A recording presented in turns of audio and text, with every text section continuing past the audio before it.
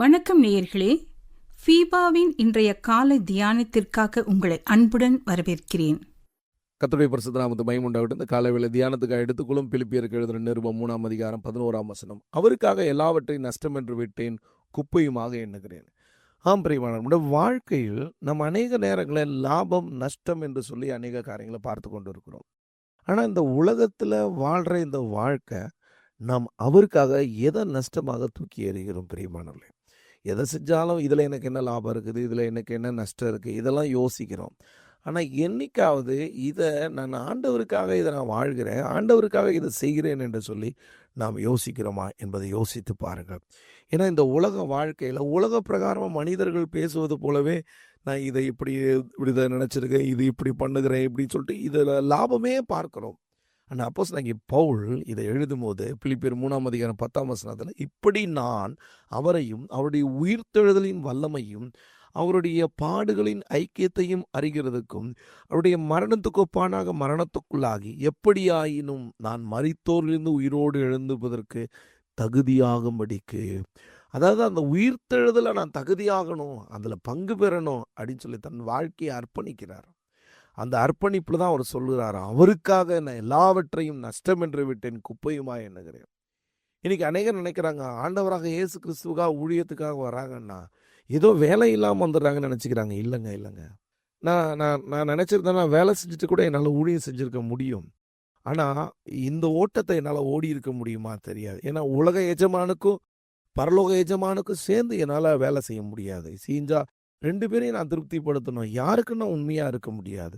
ஆனால் என்னைக்கு 21 வயசில் இருந்த வேலையை ராஜினாமா பண்ணிட்டு நான் முழு நேரம் ஊழியத்துக்கு வந்தனும், அன்னையிலேருந்து இன்ன வரைக்கும் சொல்கிறேன், என் எஜமானுடைய இருதயம் சந்தோஷப்படத்தக்கதாக என்னால் இயன்ற மட்டும் ஓடுவதற்கு கர்த்தர் எனக்கு பலன் தந்திருக்கிறார். அதுக்கு நான் கற்றுக்கொண்ட ஒரு விஷயம், எல்லாவற்றையும் நஷ்டம் என்று விட்டேன். ஏன்னா இந்த உலக பிரகாரமாக ஒரு சம்பாதிக்கிறாங்க, ஒரு பிஸ்னஸ் பண்ணுறாங்க வச்சுக்கிறேன், ஒரு 1 லட்ச ரூபா போட்டு ஒரு தொழில் தொடங்குகிறாங்க. அதில் அவங்க லாபத்தை பார்க்குறாங்க, அவங்க அதில் என்ன கிடைக்கும், அதில் என்ன அடுத்தது நடக்கும், இதை தான் யோசிக்கிறாங்க. ஆனால் அவங்களோட வாழ்க்கையில் உண்மையாகவே யோசிக்கிறாங்களா?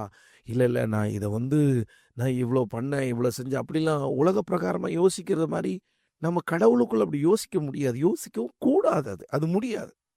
உங்களுக்கு புரிகிற மாதிரி சொன்னால், ஒரு தாய் தன் பிள்ளைய பெற்றெடுத்து வளர்க்குறாங்க. அப்படி வளர்க்கும் போது அதில் அன்பினால் தான் வளர்க்குறாங்க, அன்பினால் தான் அவனுக்கு சோறு போடுறாங்க. இல்லை நான் உனக்கு இன்னைக்கு சோறு போடுறேன், இதுக்கெல்லாம் வட்டியாக பணம் கொடுத்துரு அப்படின்னு சொல்லி வளர்க்குறாங்க. இல்லை, அன்பு, பெத்த தாயுடைய அன்பை காட்டிலும் இயேசு கிறிஸ்துடைய அன்பு எவ்வளோ விலையேறப்பட்டது. எந்த எதிர்பார்ப்பு இல்லாமல் ரத்தம் சிந்தி இருக்கிறாரே, அந்த அகாப்பே அன்பு, அந்த அன்புக்கு முன்னாடி நம்ம ஒன்றுமே இல்லையே பிரியமானலே. அதனால தான் அப்போஸ்தலனாகிய பவுல் இதை சொல்கிறார், அந்த உயிர்த்தெழுதலை பங்கடையணும், அவருக்காக நான் எல்லாவற்றையும் நான் நஷ்டம் என்று விடுகிறேன்.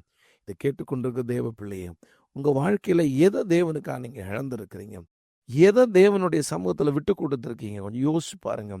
உங்கள் வாழ்க்கை எதை நோக்கி பயணப்படுகிறது பிரியமானவர்களே? நம்முடைய வாழ்க்கை இந்த ஒரு நாள் வாழ்ந்து ஒரு நாளில் போகிறதில்ல. இந்த உலக ஜீவியத்துக்கு அப்புறமா நமக்கு நித்திய ஜீவன் காத்திருக்கிறது. ஏனென்றால் வெளிப்படுத்தின விசேஷம் 20:5 சொல்லப்பட்டிருக்கு, மரணமடைந்த மற்றவர்கள் அந்த 1000 வருஷம் முடியும் அளவும் உயிரிடவில்லை, இதுவே முதலாம் உயிர்த்தெழுதல் இருக்குங்க. நம்மளுக்கு மிக மிக மிக முக்கியமாக நிச்சயமாக காணப்படுகிறது அந்த உயிர்த்தெழுதல் தான்.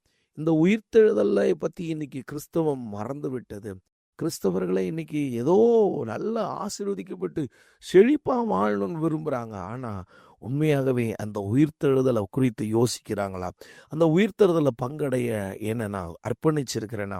இந்த உலகத்தில் நான் ரட்சிக்கப்பட நான் கிரியை செய்ய தேவையில்லை. ஆனால் ரட்சிக்கப்பட்ட பிறகு ஆண்டவராக இயேசு கிறிஸ்து நான் ஏற்றுக்கொண்ட பிறகு, நான் அவரை என் உள்ளத்தில் ஏற்றுக்கொண்ட பிறகு, நான் இந்த உலகத்தையே நினைக்காம அவரை நினைச்சு அவருக்காக நான் எதெல்லாம் இழக்கிறேன்.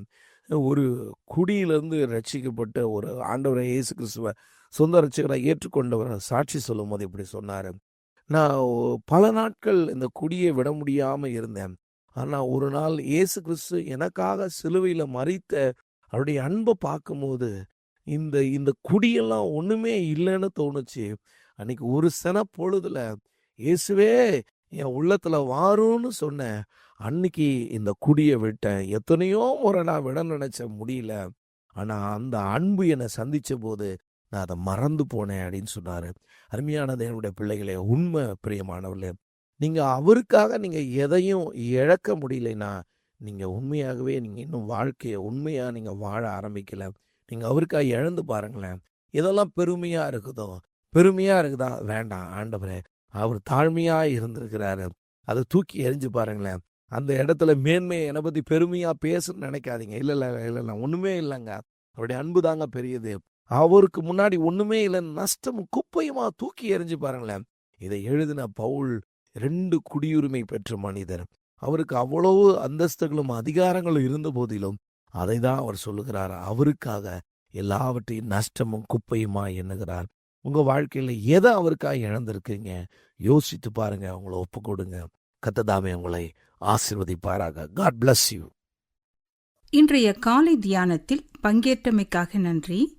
உங்களது கருத்துக்களை பகிர்ந்து கொள்ளவோ மேலும் விவரங்கள் அறிந்து கொள்ளவோ 9458585042 என்ற எண்ணிற்கோ அல்லது info@fibaonline.org தொடர்பு கொள்ளவும்.